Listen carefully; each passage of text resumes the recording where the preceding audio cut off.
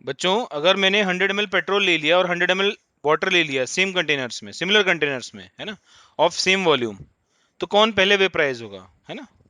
तो जैसा कि बच्चों ने बताया कि पेट्रोल पहले वेपराइज हो जाएगा, ठीक है, और वाटर बाद में वेपराइज होगा। ऐसा क्यों हो रहा है? बिकॉज जो पेट्रोल के मॉलिक्यूल हैं उनकी बाहर जाने की टेंडेंसी क्या है, बहुत ज्यादा है। रीजन, ये जो पेट्रोल है ये बहुत ज्यादा वोलेटाइल है, इट इज हाईली वोलेटाइल। और ये क्या है, ये लेस वोलेटाइल है, ठीक है। दूसरी बात, इसका जो वेपर प्रेशर है बहुत ज्यादा है ना, यहाँ पे लिख देंगे वेरी हाई वेपर प्रेशर, और इसका क्या है, वेरी लेस वेपर प्रेशर, ठीक है। तो पेट्रोल का जो वेपर प्रेशर बहुत हाई होता है। फिर बात आती है ये वेपर प्रेशर है क्या। तो जैसे मैंने कंटेनर लिया, ठीक है, और इस कंटेनर को मैंने ऊपर से ढक दिया, ठीक है। अब इसके अंदर मान लो पेट्रोल ही ले रखा है हमने, है ना, हमने पेट्रोल ले रखा है, तो व्हाट विल हैपन, इस कंटेनर में जो लिक्विड है वो वेपर फॉर्म में जाता है, और होता क्या है, जो वेपर फॉर्म है वो भी लिक्विड में कन्वर्ट होता है, ये इक्विलिब्रियम चलता है ना। तो पहले लिक्विड से वेपर बनना स्टार्ट होता है, लिक्विड से वेपर बनता है, और साइमल्टेनियसली वेपर लिक्विड में भी कन्वर्ट होना स्टार्ट होता है ना। एक कंडीशन ऐसी आती है जब रेट ऑफ वेपराइजेशन, याद रहे कंटेनर ऊपर से बंद है, ऊपर से सील्ड है कंटेनर, तो एक ऐसी कंडीशन आती है जब rate of vaporization is equal to rate of condensation हो जाता है, ठीक है। जब rate of vaporization is equal to rate of condensation होता है, तो ऐसी कंडीशन में यहाँ पे जो वेपर है ना, यहाँ पे जो वेपर है वो कंटेनर की वॉल पे जो प्रेशर लगाती है उसे हम बोलते हैं वेपर प्रेशर, ठीक है। तो ये बार लिख देते हैं, vapour pressure is defined as, vapour pressure is defined as the pressure applied by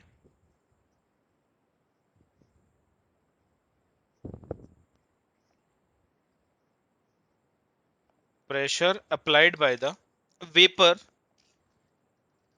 of a liquid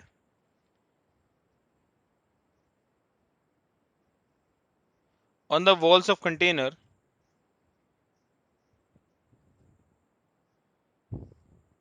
when rate of vaporization is equal to rate of condensation,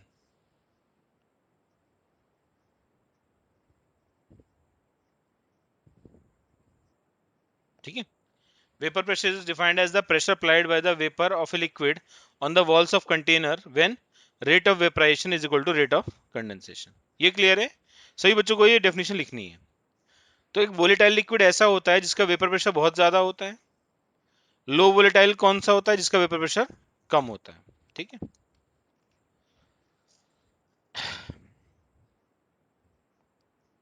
नाम से पता लग रहा है ऐसा प्रेशर जो वेपर लगा रहा हो, ठीक है, उसे बोलते हैं वेपर प्रेशर।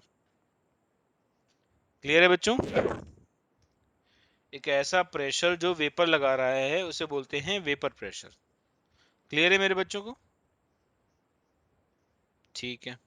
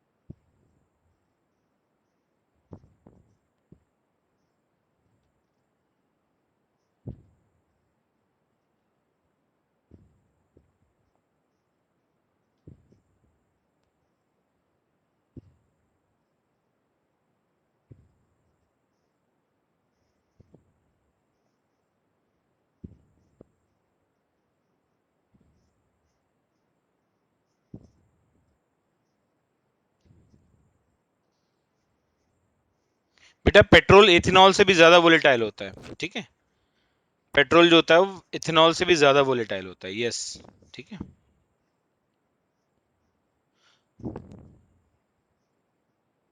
अच्छा, पेट्रोल में एथेनॉल की ब्लेंडिंग करते हैं, ये पता है सबको? कितने लोगों को पता है ये बात कि जो मार्केट से हम पेट्रोल खरीदते हैं उसमें एथेनॉल की ब्लेंडिंग होती है?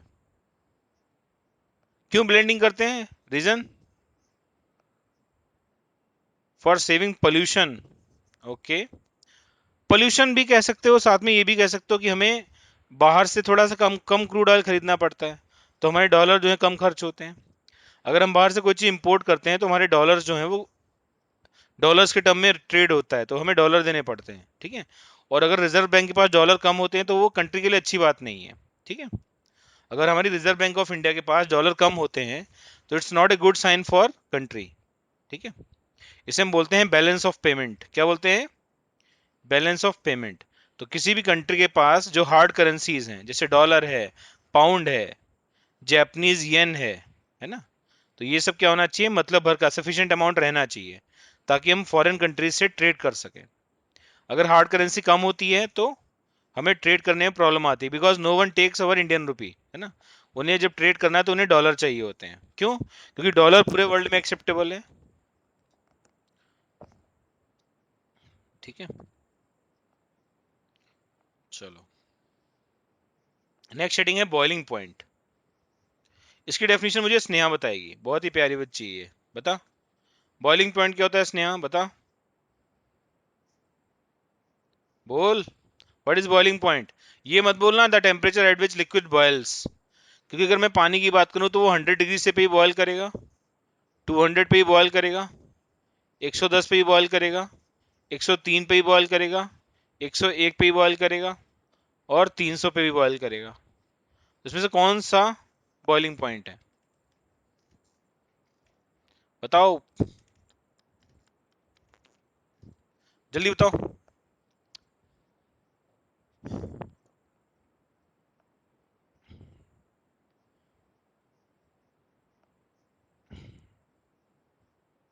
मैंने बोला ना, वो कोई फिक्स टेम्परेचर नहीं होता जिस पे लिक्विड बॉयल करता है।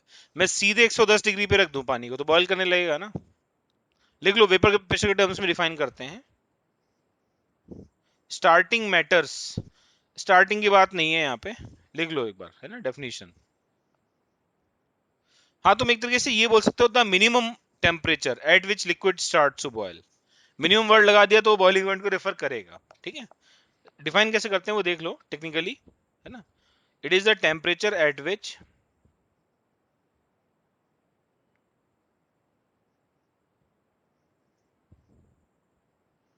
The vapour pressure of liquid phase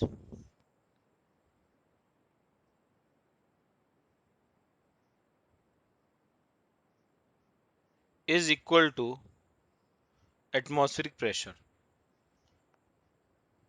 The vapor pressure of liquid is equal to atmospheric pressure.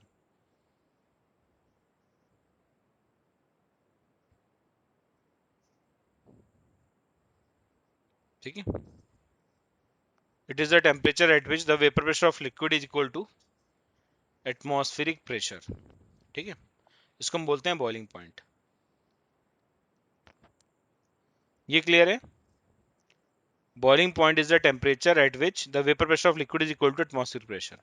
Example, boiling point of water is equal to 100 degree C,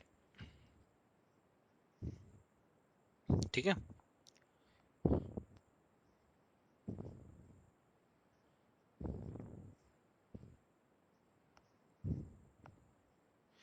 यहाँ पे एक बात नोट के फॉर्म में लिख लेना, ये बात मैं फिर से एक्सप्लेन करूंगा दोबारा। If we add some solute in water,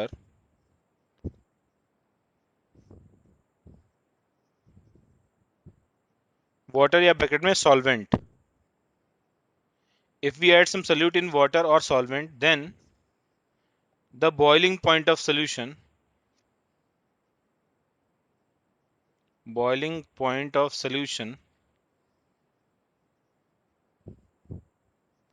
becomes greater than the, ठीक है। If we add some solute in water or solvent, then the boiling point of solution becomes greater than the, then the boiling point of solution becomes greater than the boiling point of pure solvent.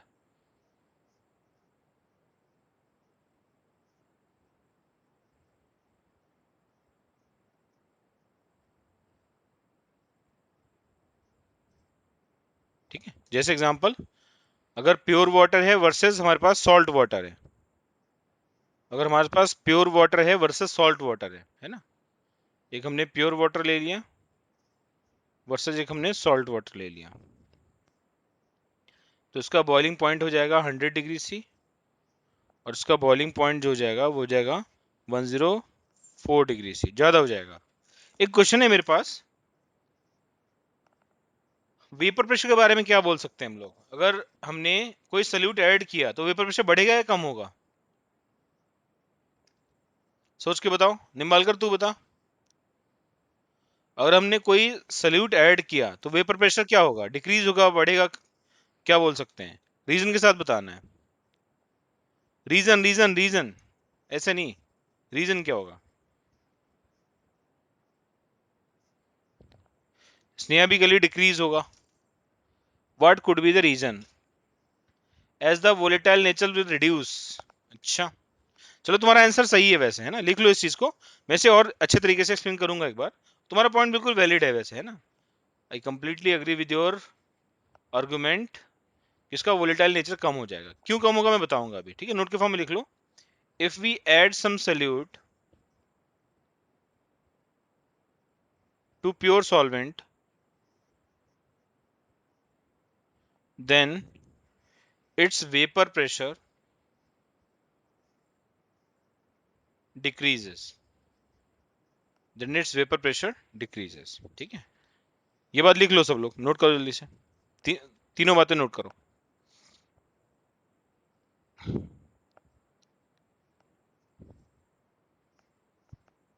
अगर temperature बढ़ाया तो vapour pressure का क्या effect होगा? Temperature बढ़ा दिया तो vapour pressure बढ़ेगा या कम होगा? बोलो। इंक्रीज हो जाएगा। वेरी गुड, बहुत अच्छी बात है। अच्छा, ये कुछ ऐसी बातें जो बिल्कुल ऐसे मन में आती हैं, अगर हम बोले हाँ टेम्परेचर बढ़ा दिया तो वेपर प्रेशर बढ़ ही जाएगा, सिंपल सी बात है। दूसरा पॉइंट लिखो। दूसरा पॉइंट लिखने से पहले मेरी बात समझो कि वेपर प्रेशर क्यों कम हो जाता है।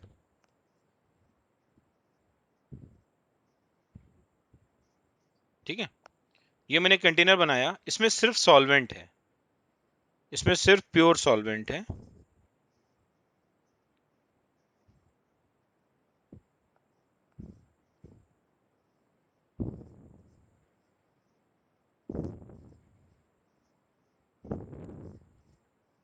ये हमारा प्योर सॉल्वेंट, ठीक है। यहां पे क्या है?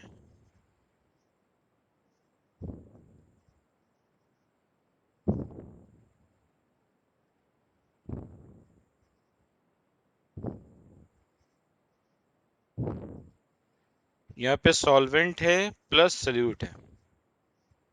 यहाँ पे क्या है? सॉल्वेंट है प्लस सल्यूट है, ठीक है, ये क्लियर है। तो सल्यूट को मैं ग्रीन कलर से बना दे रहा हूँ, या कौन से कलर से बनाऊं जो डिफरेंशिएट कर पाऊं आप लोग? ब्लू कलर से, है ना, थोड़े मोटे मोटे सल्यूट बना देते हैं।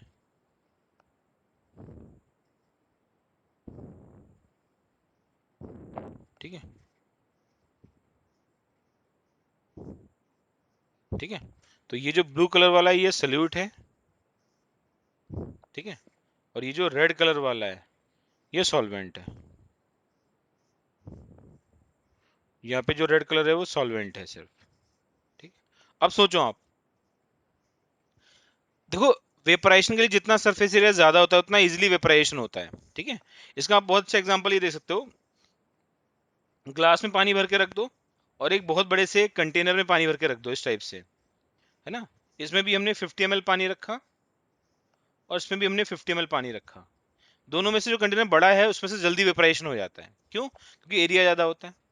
तो यहाँ पे क्या हो रहा है, यहाँ पे जब सिर्फ सॉल्वेंट है तो पूरा जो सरफेस एरिया है वो सॉल्वेंट के वेपराइजेशन में यूज हो रहा है। जब थोड़ा सा एरिया सॉल्यूट ऑक्यूपाई कर लेता है ना, जब थोड़ा सा एरिया सॉल्यूट ऑक्यूपाई कर लेता है तो सरफेस एरिया कम हो जाता है ना। तो अब लिख देते हैं, एक second.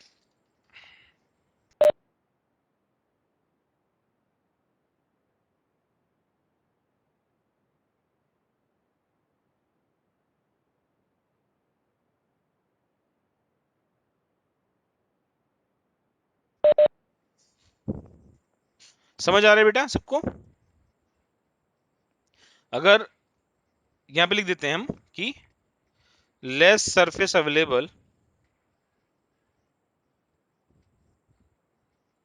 Less surface available for vaporisation.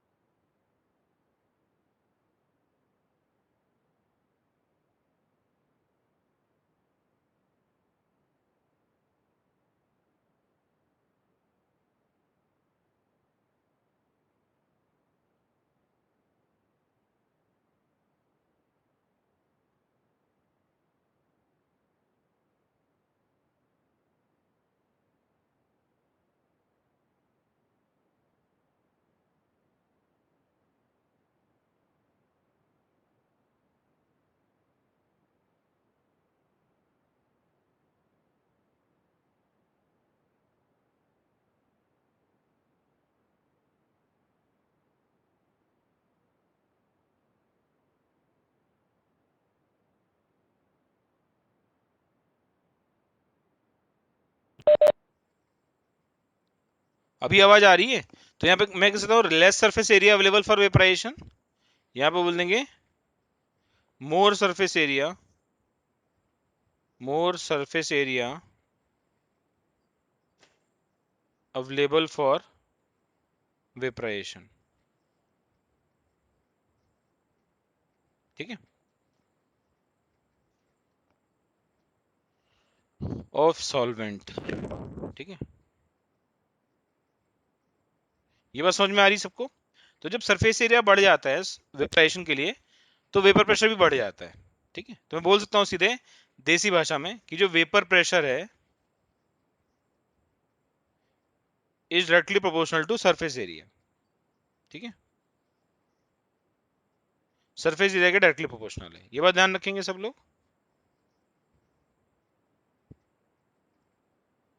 Yes और नो? वेपर प्रेशर जो है हमारा वो directly proportional to surface area है। If gap between molecules is more then vapour pressure more, can this be said? नहीं यार, गैप की बात कहां से आ गई? यहाँ सरफेस एरिया फिक्स है ना, ए ही है। थोड़ा सरफेस एरिया ब्लू वालों ने ऑक्यूपाई कर लिया, तो रेड वालों के लिए निकलने के लिए जो सरफेस एरिया था वो कम हो गया, ये समझ लो एक तरीके से। ठीक है, इज दैट क्लियर?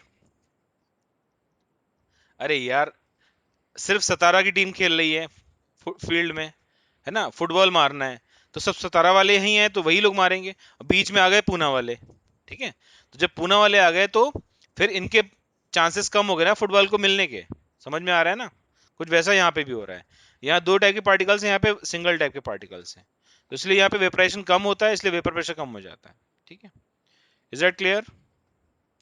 नोट कर लो इतना जल्दी से, ये नोट करो, बहुत इंपॉर्टेंट बात बताई मैंने आज। ठीक है, सब लोग नोट करो।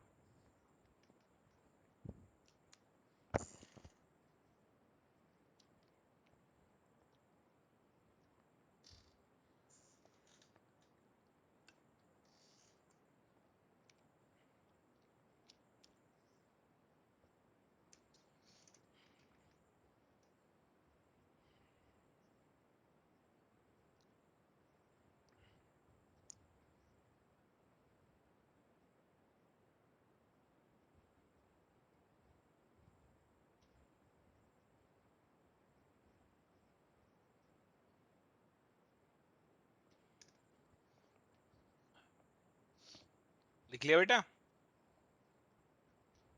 आया ना?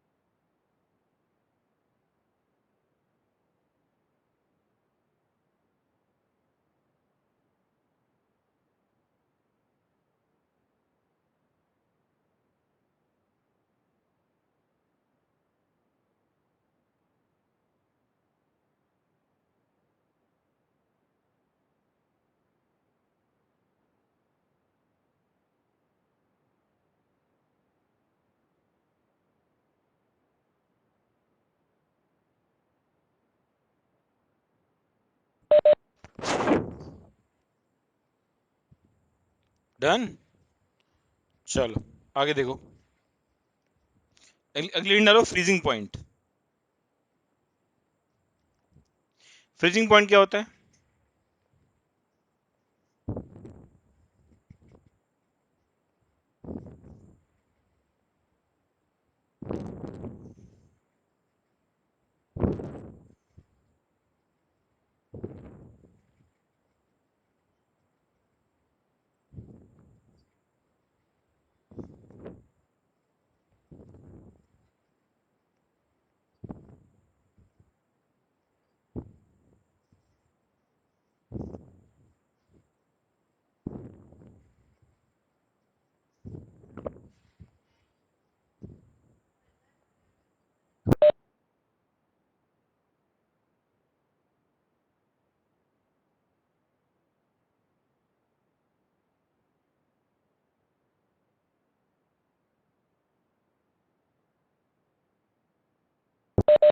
It is a temperature at which the vapor pressure of solid phase is equal to atmospheric pressure.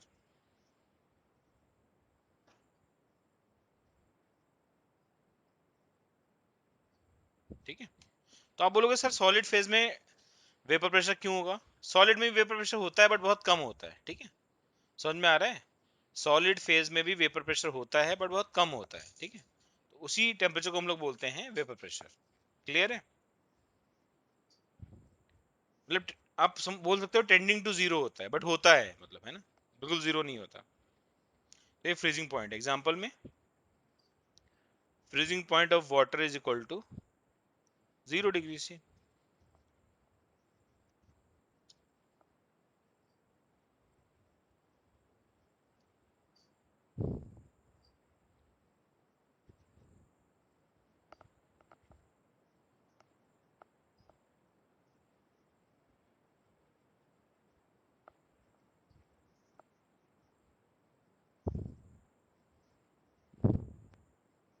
Similarly जो फ्रीजिंग पॉइंट ऑफ मेथनॉल होता है बेटा, है ना, मेथनॉल मतलब CH3OH, इसकी वैल्यू लगभग माइनस का 97.6 डिग्री सी होती है। Sir, does boiling point has more vapour pressure than freezing point? कैसी बातें कर रहा है? मतलब फ्रीजिंग पॉइंट के टेम्परेचर पे, हाँ, वेपर प्रेशर कम होगा, हम ऐसा बोल सकते हैं। ठीक है, फ्रीजिंग पॉइंट के टेम्परेचर पे जो वेपर प्रेशर है वो कम होगा, हम ऐसा बोल सकते हैं।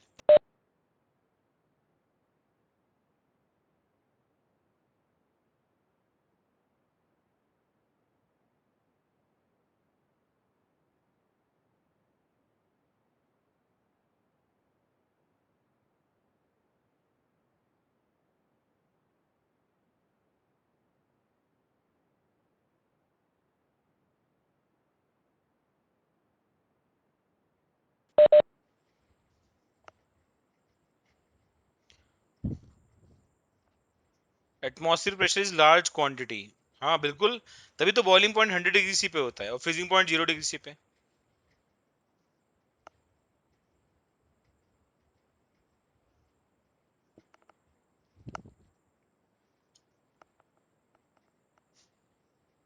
ये हाँ शायद, हाँ, एक मिनट सोचते हैं।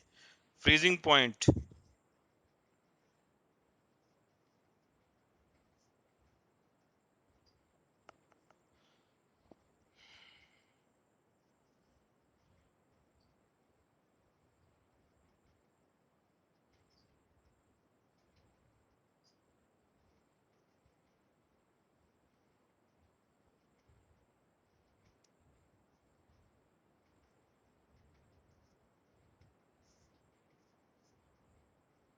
हाँ इसमें एटमॉस्फेयर प्रेशर नहीं होगा, सही कह रहे हो आप लोग।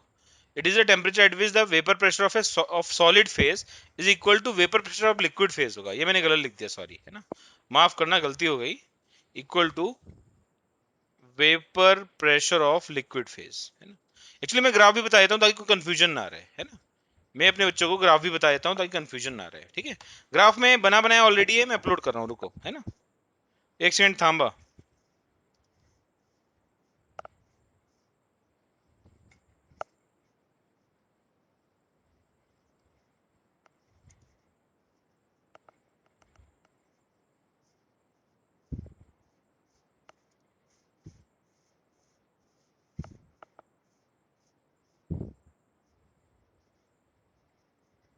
ऑलरेडी ड्रॉ किया हुआ ग्राफ है, उसी को दिखा देता हूँ, ठीक है।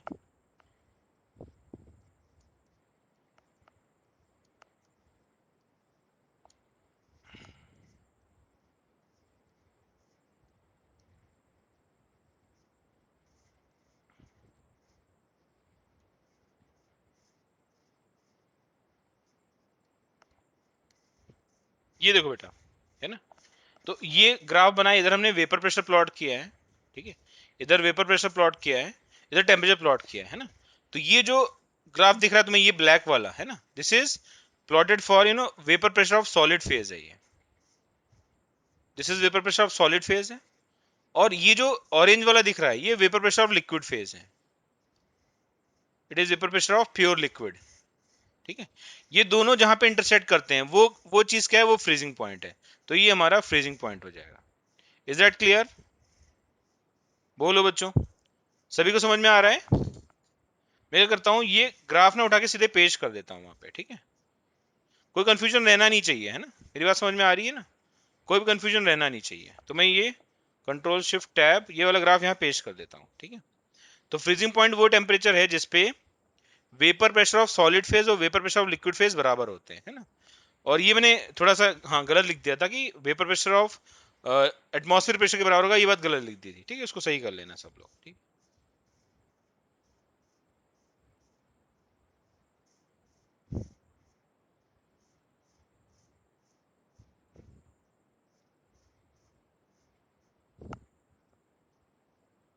अच्छा, क्या सेम चीज हम लोग उसके लिए बोल सकते हैं बॉइलिंग पॉइंट के लिए? तो आंसर इज यस। देखना, बॉइलिंग पॉइंट वाली बात करना है, करते हैं।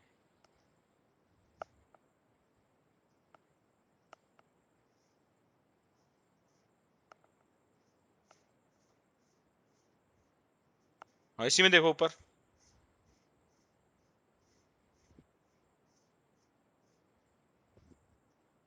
ये लग रहा, आप देखना सभी लोग, है ना।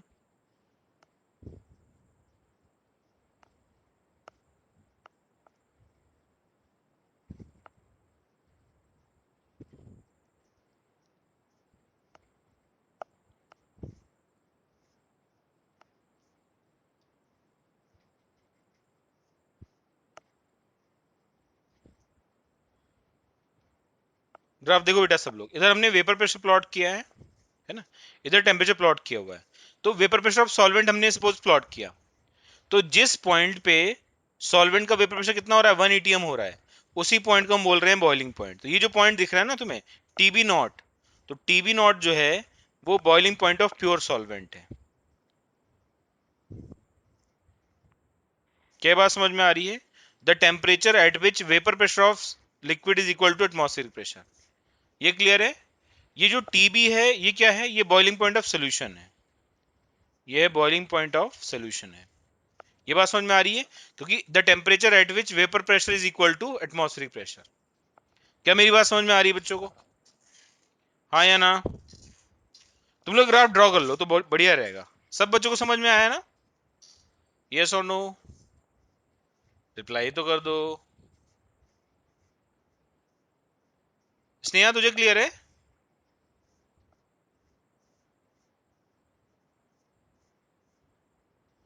स्नेहा ने बहुत ही वैलिड पॉइंट बोला था कि सर जब vapour pressure tends to zero तो वो एटमॉस्फेयर प्रेशर के बराबर कैसे होगा, है ना।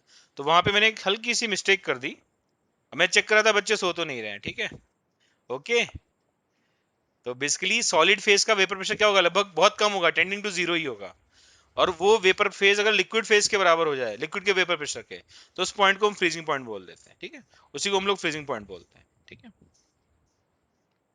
अब यहां पर भी देखो, यहाँ ये जो ग्राफ है वो सॉल्वेंट का, ये सोल्यूशन का है।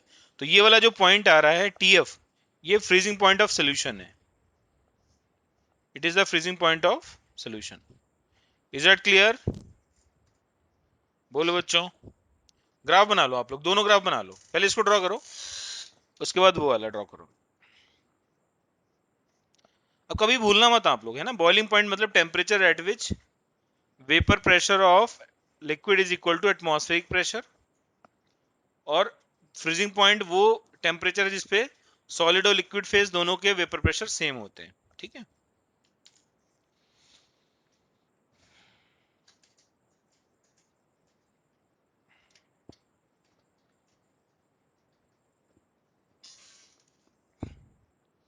चलो, इससे मुझे ये तो लग गया हमारे बच्चे ध्यान से सुनते हैं बातें, है ना। वैसे तो मुझे लगता था लोग पढ़ ही नहीं रहे।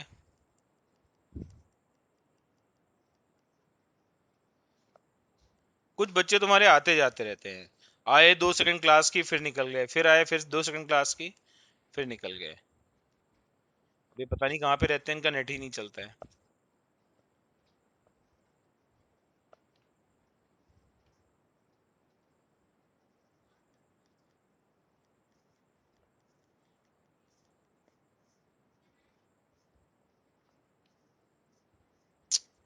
इतना क्लियर है? बोलो पब्लिक।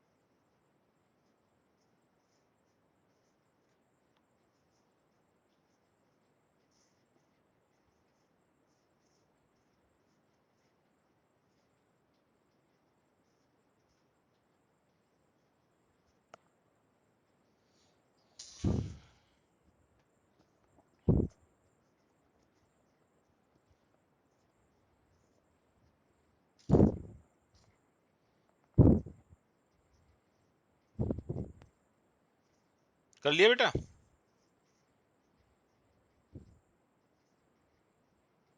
चलो, ये लग रहा, आप बनाओ सॉलिड वाला।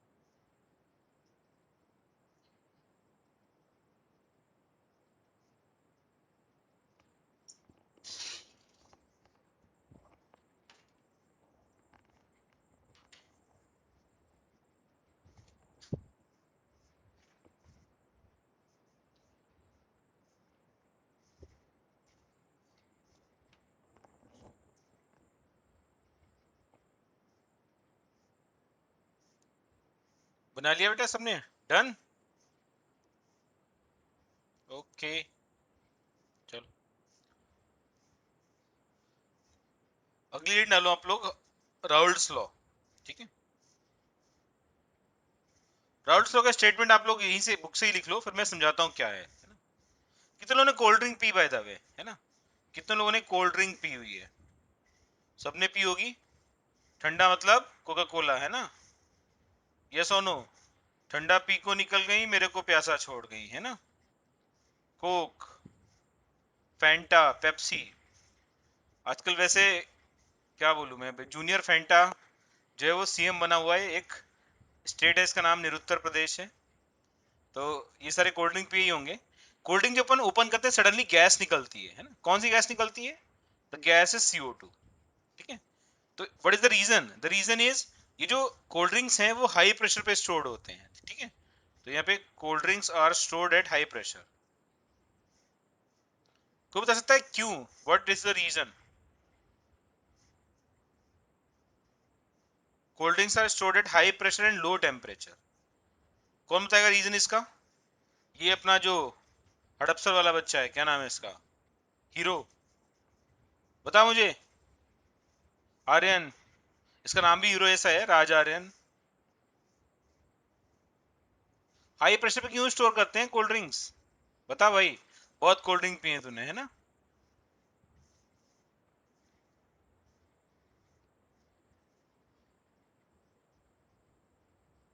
आर्यन कहाँ गया? नहीं पता सर। मगरपट्टा के आधे कोल्ड ड्रिंक तो तू ही पीता है ना? आधी शॉप्स तेरे कारण ही चल रही है। खरमाटे भाई साहब, क्या बात है। अभी तुम क्लास कर रहे हो क्या? मुझे लगा कि तुम्हारा PhD हो गया पूरा केमिस्ट्री में। चलो देखो, ये अपना खरमाटे कभी कभी क्लास आता है, मतलब, है ना? समझ लो। अबे रेंसिडिटी कहाँ से आ गया यार? कोल्ड ड्रिंक हाई प्रेशर पे स्टोर करने का एक ही रीजन है, we want more and more CO2 in there, है ना? We want more and more CO2 in the cold drink. फायदा, इसका टेस्ट उतना ही अच्छा होता है ना? कोल्ड ड्रिंक का जो टेस्ट आता है वो CO2 की वजह से ही आता है, बिकॉज H2O प्लस CO2 जब मिलते हैं तो बनता है H2CO3, जो कि कार्बोनिक एसिड है, और जिसे आप लोग सोडा भी कहते हो, है ना? ये कार्बोनिक एसिड है जिसे आप लोग सोडा भी कहते हो। बात समझ में आ रही है? ये कार्बोनिक एसिड है जिसे आप लोग सोडा भी कहते हो। ठीक है, तो जितना H2CO3 होगा उतना ही कोल्ड ड्रिंक का टेस्ट अच्छा होगा। अच्छा, not only cold drinks, beer भी हाई प्रेशर पे स्टोर्ड होती है ना? कोई लोग पीना मत वरना मार पड़ेगी तुम्हारी भी और मेरी भी, है ना? कि आपने बताया बच्चों को बियर भी होती है, तो उसको भी हम हाई प्रेशर पे स्टोर करते हैं। रीजन है we want more and more CO2 inside the bottle. ठीक है, क्लियर है सभी को? यार आप कोल्ड ड्रिंक लो, उसको धूप में रख दो खोल के, और फिर पियो, ऐसा लगेगा शुगर और पानी का मिक्सचर पी रहे हैं, कोई भी टेस्ट नहीं आएगा। रीजन, सारी CO2 निकल गई है, तो जो वो सोडा वाला टेस्ट आता है ना? क्या बोलूं, थोड़ा सा ऐसा टंग को टच करने वाला टेस्ट, वो गायब हो जाएगा, है ना? रीजन है CO2 सारी निकल जाएगी। लो टेम्परेचर पे स्टोर करने का भी रीजन वही है कि हम ज्यादा से ज्यादा CO2 चाहते हैं पानी में। ठीक है, तो ये बात सबसे पहले प्रूफ की थी हमारे हेनरी भाई साहब ने। हाँ, स्प्राइट थोड़ी अच्छी लगती है, स्प्राइट में CO2 कंटेंट ज्यादा होता है, ठीक है, एज कंपेयर टू मिरिंडा और पेप्सी। ठीक है, स्प्राइट मोर पे ना जाओ, लेस से प्यास बुझाओ, है ना? What if we freeze cold drink? Freeze कर दो, क्या फर्क पड़ेगा? तो अगर फ्रीज कर दोगे तो CO2 बहुत ज्यादा रहेगी उसमें, बट फ्रोजन कोल्ड ड्रिंक पिएगा कैसे? बर्फ के गोले की तरह खाना पड़ेगा उसको, समझ रहे हैं ना? इसलिए फ्रीज नहीं करते। फ्रीज कर दोगे तो CO2 कंटेंट ऑब्वियसली ज्यादा ही होगा, बट वो खाएगा कैसे? तू बोतल तोड़ के उसको बर्फ की तरह खाना पड़ेगा, है ना? समझा या नहीं? चलो ठीक है। हाँ वही तो ना, बर्फ का गोला खा लेंगे अपन, है ना? सही है। तो ये बात सबसे पहले हेनरी ने ऑब्जर्व की थी, इसी को हम बोलते हैं हेनरीज लॉ। ठीक है, तो हेनरीज लॉ का स्टेटमेंट यही कहता है कि किसी भी सब्सटेंस की जो सॉल्युबिलिटी है ना? जैसे मान लो एक कंटेनर है, इसमें यहाँ पे पेप्सी रखी हुई है, और हम ऊपर से CO2 का प्रेशर लगा रहे हैं। ठीक है, ऊपर से हम CO2 का प्रेशर लगा रहे हैं। ठीक है, तो अगर हम CO2 का प्रेशर लगा रहे हैं तो CO2 की सोलिबिलिटी यहाँ तब बढ़ेगी जब यहाँ पे प्रेशर ज्यादा होगा। ठीक है,